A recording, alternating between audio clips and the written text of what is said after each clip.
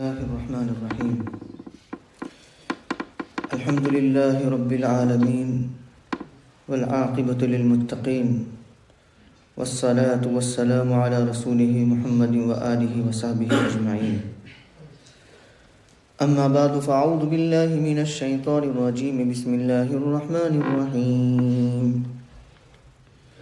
فمن يرد الله أن يهديه يشرح صدره للإسلام ومن يرد أن يضله يجعل صدره ضيقا حرجا كأنما يصعد في السماء كذلك يجعل الله الرجس على الذين لا يؤمنون وهذا صراط ربك مستقيما قد فصلنا الآيات لقوم يذكرون لهم دار السلام عند ربهم وهو وليهم بما كانوا يعملون ويوم يحشرهم جميعا يا معشر الجن قد استكثرتم من الإنس وقال أولياؤهم من الإنس ربنا استمتع بعضنا ببعض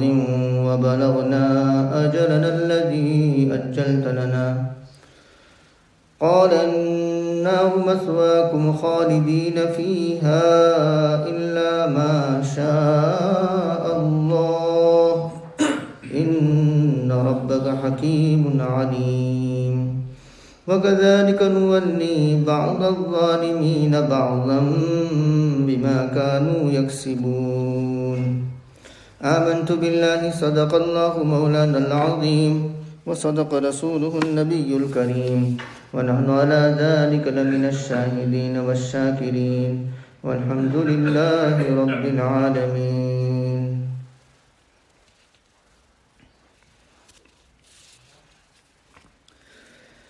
قابل احترام بزرگوں اور عزیز دوستوں اور ریسیور سے سننے والی میری معزز ماں بہنوں، سورہ انعام کی آیت نمبر 125 سے لے کر کے 129 تک پڑھی گئی ہے. پہلے آیت کا ترجمہ دیکھتے ہیں.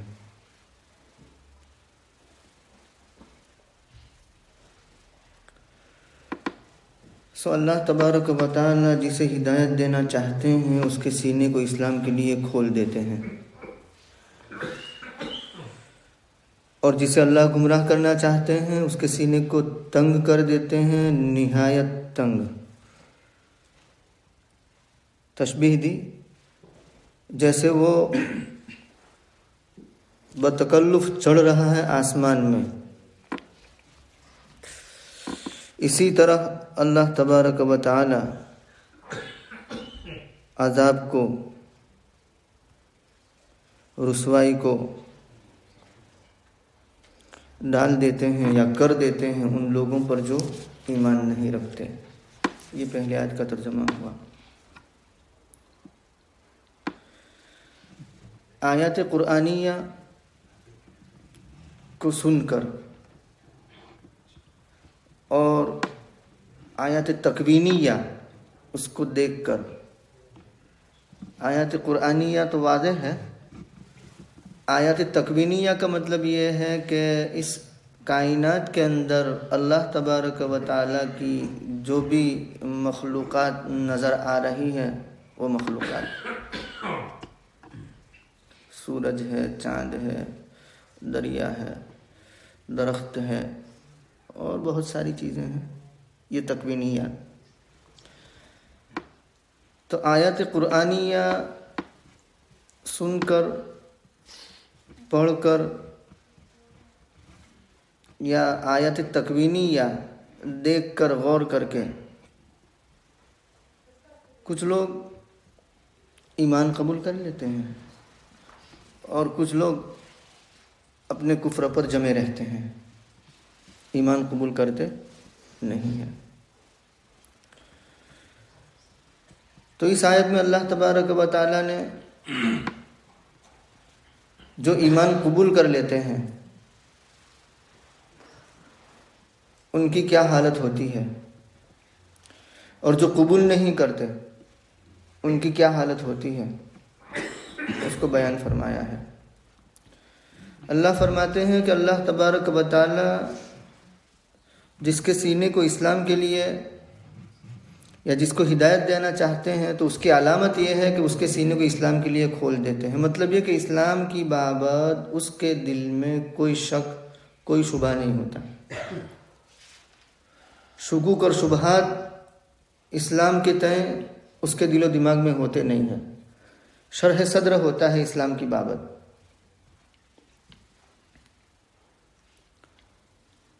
اور پھر ایسے لوگوں کو ذکر کی مجلس میں مزہ آتا ہے، تلاوت کی مجلس میں مزہ آتا ہے، دین کی مجلس میں مزہ آتا ہے، درس قرآن کی مجلس میں مزہ آتا ہے، درس حدیث کی مجلس میں مزہ آتا ہے۔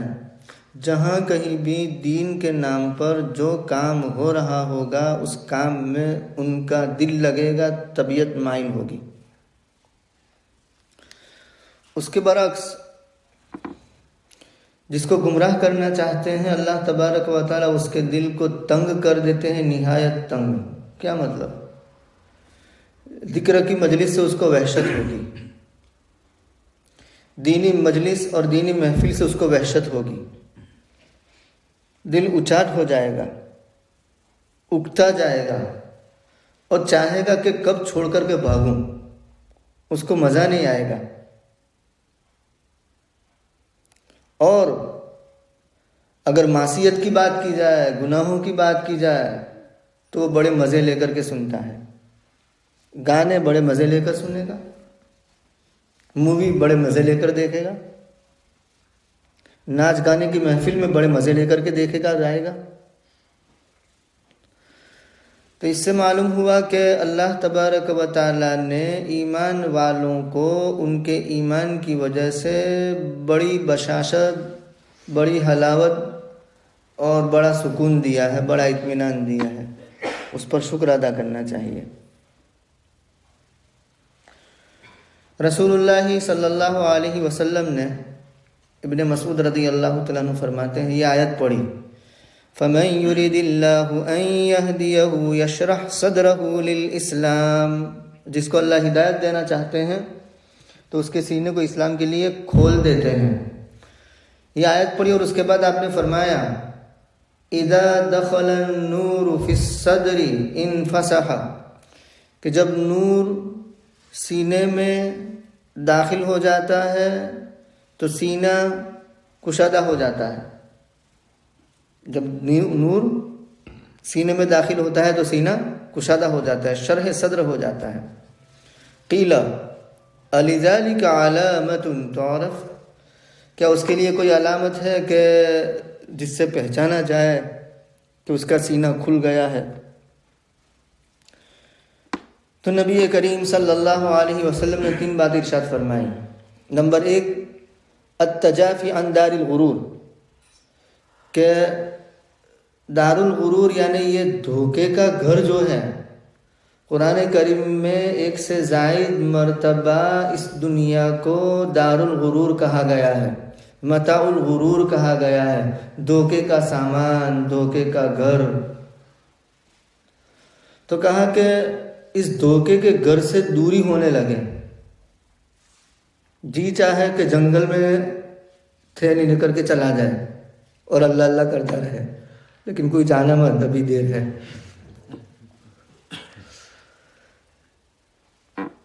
دوسری علامت والانابۃ الی دار الخلود، ہمیشہ رہنے والے گھر کی طرف انابت اور رجوع، کہ آخرت کی طرف رجوع ہے، ہمیشہ رہنے والے گھر کی طرف رجوع ہے۔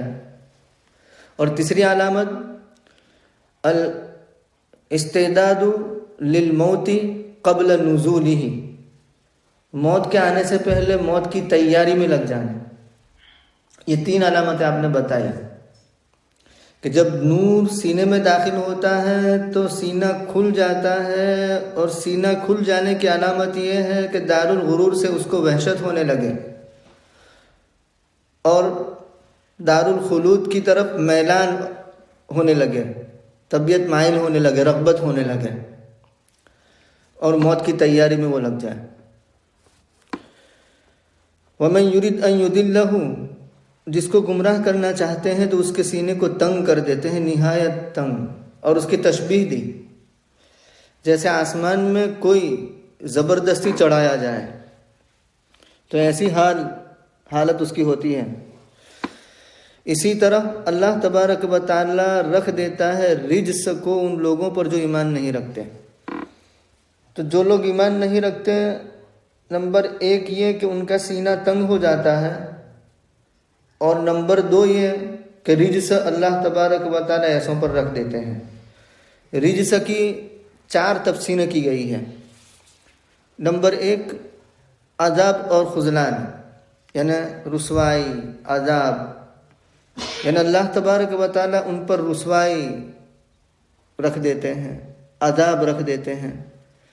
نمبر 2 رجس، ہر وہ چیز جس میں کوئی خیر نہ ہو، اللہ تبارک و تعالی ان پر ایسی چیز رکھ دیتے ہیں، ڈال دیتے ہیں کہ جس میں کوئی خیر ہوتی نہیں ہے۔ نمبر 3 رجس الشیء القذیر، یعنی بالکل گھناؤنی چیز، گندی چیز، یعنی گندی چیز ان پر ڈال دیتے ہیں۔ شرک ہے، بدعت ہے، خرافات ہے، معصیت ہے، نافرمانیاں ہے، اس کی بھی گندگی ہے، معنوی گندگی، روحانی گندگی۔ جیسے ذکر اور تلاوت کی روحانی بشاشت ہوتی ہے، روحانی اعتبار سے سکون ہوتا ہے، ایسے وہاں اس کی گندگی ہوتی ہے۔ نمبر 4 کذالک یجعل اللہ الرجس، اللہ تبارک و تعالیٰ اسی طرح رجس ڈال دیتے ہیں، یعنی اللعنت فی الدنیا، دنیا میں لعنت۔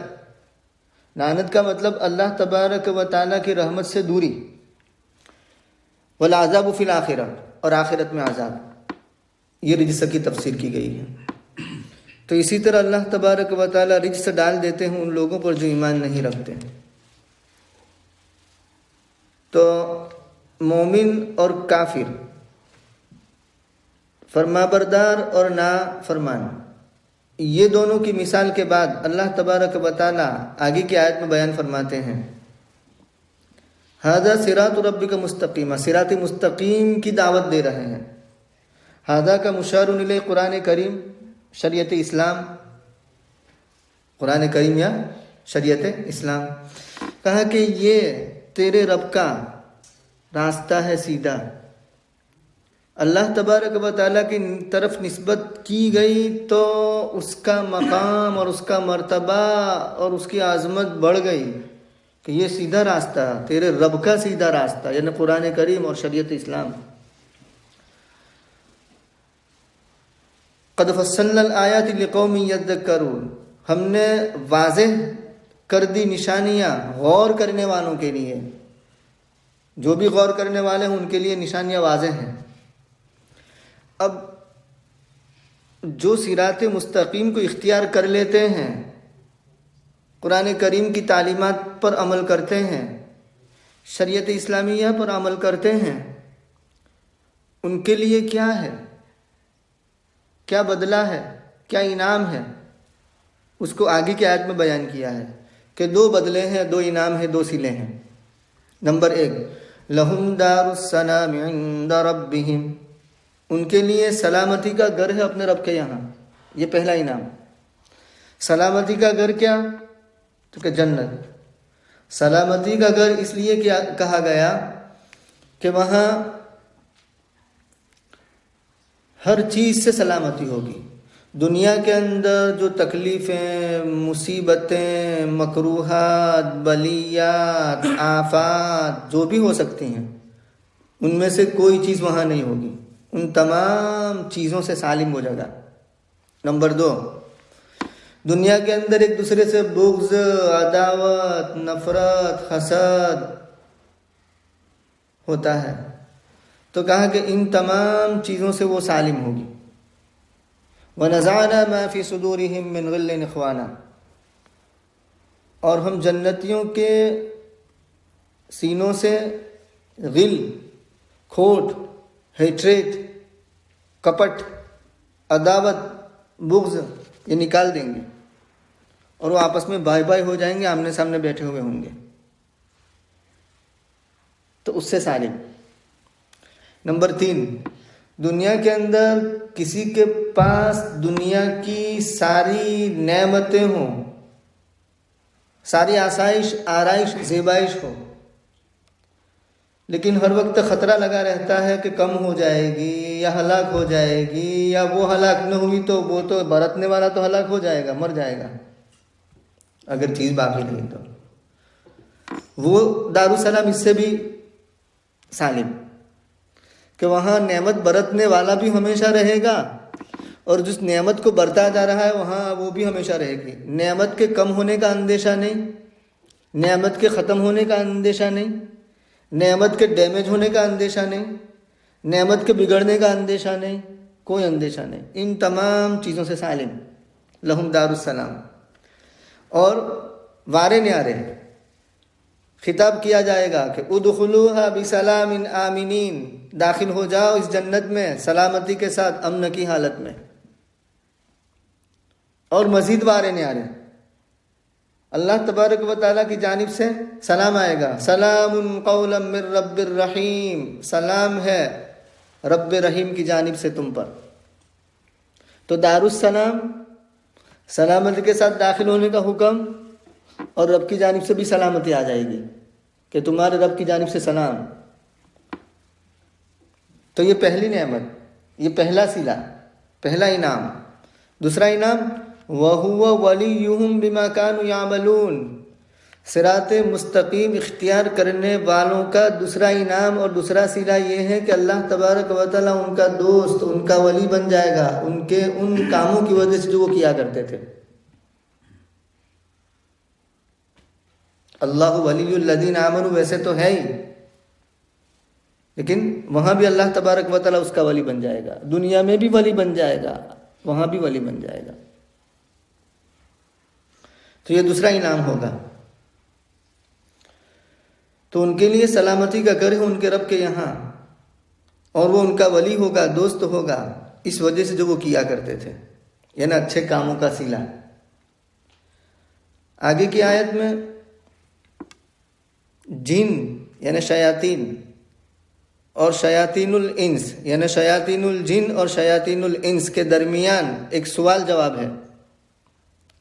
سوال کو ذکر کیا گیا ہے، جواب کو اللہ تبارک و تعالیٰ نے اپنی جانب سے ذکر کیا ہے. کیوں؟ اس لیے کہ شیاطین الجن سے جب سوال کیا گیا تو ان کے پاس کوئی جواب ہی نہیں تھا، وہ مبہوت رہ گئے. تو اقرار کے علاوہ کوئی چارہ کار نہیں تھا، تو گویا انہوں نے اقرار کر لیا، اقراری مجرم ہو گئے. اور شیاطین الانس وہ بھی اقراری مجرم. اس آیت میں اللہ تبارک و تعالیٰ نے شیاطین الجنس سے شیاطین الجن یعنی جنات کے اندر جو شیاطین ہیں ان سے سوال جو کیا ہے اس کو بیان کیا ہے. اور شیاطین الانس یعنی انسان نما شیطانوں سے جو سوال کیا ہے وہ یاسین شریف میں ہے، وہ ابھی آگے آ رہا ہوں، پہلے اس کو ہم حل کر لیں. اور جس دن ہم ان تمام کو جمع کریں گے اس کے بعد کہا جائے گا یا معاشر الجن، اے جن کے گروپ، جن کی جماعت یعنی شیاطین، قد استکثرتم من الانس، تم نے بہت سے انسانوں کو اپنے تابع کر لیا. اور کیوں نہ کرتا؟ جس وقت اس کو جنت سے نکالا گیا اور راندے درگاہ کیا گیا، اس درگاہ سے اس کو نکالا گیا، دربار سے نکالا گیا، تو اس نے تو قسم کھائی تھی کہ لا تتخذن من عبادک نصیبا مفروضا، میں تیرے بندوں میں سے ایک مقرر حصہ کروں گا. اور جب نکالا گیا اس وقت اس نے یہ کہا تھا کہ فبما اغویتنی، جبکہ تو نے مجھے گمراہ کر دیا اور اپنے دربار سے راندہ کر دیا، دھتکار دیا، تو دیکھنا میں کیا کرتا ہوں. لَأَقْعُدَنَّ لَهُمْ صِرَاطَكَ الْمُسْتَقِيمَ، میں تیرے سیدھے راستے پر بیٹھ جاؤں گا رکاوٹ بن کر. ثُمَّ لَآتِيَنَّهُمْ مِنْ بَيْنِ أَيْدِيهِمْ، پھر لوگوں کے پاس آؤں گا، انسانوں کے پاس آؤں گا ان کے آگے سے، وَمِنْ خَلْفِهِمْ ان کے پیچھے سے، وَعَنْ أَيْمَانِهِمْ دائیں جانب سے، وَعَنْ شَمَائِلِهِمْ بائیں جانب سے، وَلَا تَجِدُ أَكْثَرَهُمْ شَاكِرِينَ، اور ان میں سے اکثر کو آپ شکر گزار نہ پائیں گے۔ یہ شیطان کا مکالمہ ہے، جب راندہی درگاہ کیا گیا اس وقت اس نے یہ کہا تھا۔ تو اللہ تبارک و تعالیٰ نے بھی اس کے جواب میں کہہ دیا کہ لَمَن تَبِعَكَ مِنْهُمْ لَأَمْلَأَنَّ جَهَنَّمَ مِمَّن تَبِعَكَ وَمِنْهُمْ أَجْمَعِينَ۔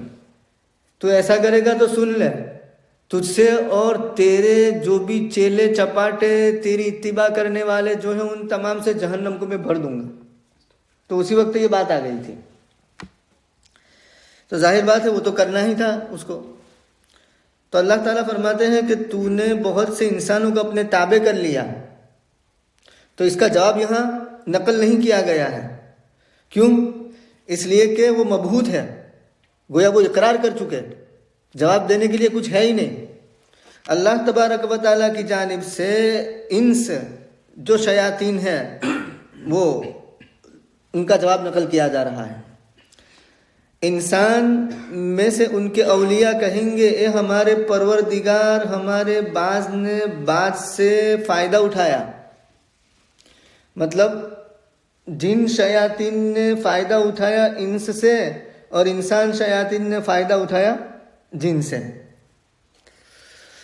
علامہ آلوسی رحمۃ اللہ علیہ نے روح المعانی میں انس یعنی انسانوں کا شیاطین سے اور انسانوں کا جن سے فائدہ اٹھانا کیا ہے وہ بیان کیا ہے کہ اس وقت جب کوئی سفر کرتا اور اکیلا ہوتا اور رات میں کہیں قیام کرنا ہوتا جنگل بیاباں میں، تو وہاں وہ یوں کہتا اعوذ بسید ھذا الوادی، کہ میں اس وادی کے سردار سے پناہ مانگتا ہوں۔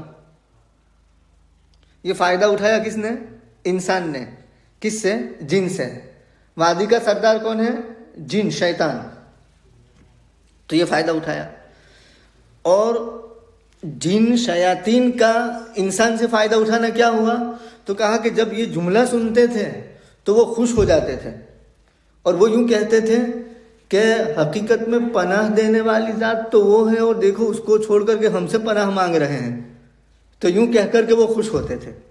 تو اس طرح دوسرا فائدہ اٹھانا یہ ہے کہ یہ جن شیاطین جو ہیں وہ انسانوں کے لیے گناہ کے کام مزین کرتے ہیں، آراستہ کرتے ہیں، اس میں لذت وقتی طور پر عارضی طور پر نظر آتی ہے، اور یہ جو جن ہے یعنی انس جو ہے شیطان انسان، وہ اس خرافات میں آ جاتے ہیں، وہ مزین اعمال جو ان کے لیے کیے گئے ہیں گناہ کے اس میں وہ مبتلا ہو جاتے ہیں۔